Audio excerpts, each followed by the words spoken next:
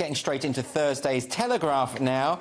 And the BBC have outdone themselves this time, Nick. Yeah, this is shocking. Board of Deputies appalled by BBC's newsreaders. I got put off there by Lewis picking up his own name. By BBC newsreaders claim that IDF is targeting medics. So this was a shocking clip. It comes from Monica Miller, who was broadcasting on, I think, BBC World, and twice mistakenly claimed that Israeli forces were targeting medical staff and Arab speakers. Targeting was the word, at Gaza's largest hospital. And in fact, the IDF were bringing along medical teams to make sure that harm was minimised. So really the exact And they were bringing along opposite. Arab speakers. So yes. Not targeting Arab speakers, bringing Arab speakers. To prepare for the sensitive yes. environment and translating and so on. So, you know, this is shocking. We've had a lot of BBC cuts. There's been the merging of these departments and all this.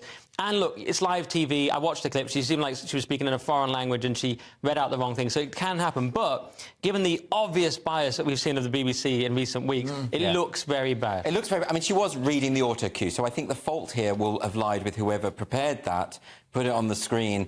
You know, you don't know what she was thinking while she was reading, because I think that is so far off the mark.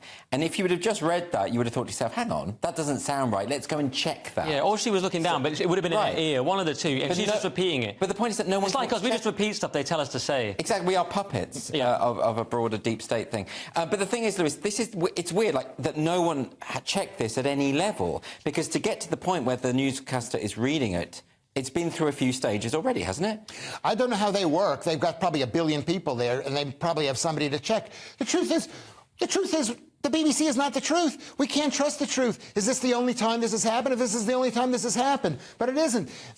We live in a world of fake reality brought to us by the State Propaganda Service and policed by Ofcom. And I think people, I'm sorry. So you think that this is a deliberate misrepresentation of the truth rather than just a major error? You know what? It happens too often. It might be. Well, this kind of thing doesn't happen often. I mean, this is very... This is an error, but in the context of an obvious bias, and in the BBC refusing to call Hamas terrorists. Well, I suppose that's the point. Is the fact that no one thought, hang on, we should check that, it sounds dodgy, suggests a bias, at least, doesn't it? One thing, though, you can tell even the BBC thought this was bad because they issued a very rare apology, and they hate apologising. Yeah, well, I mean, look, they were right to apologise. Well, they had to apologise, but even they recognised this was too far and a mistake. All right.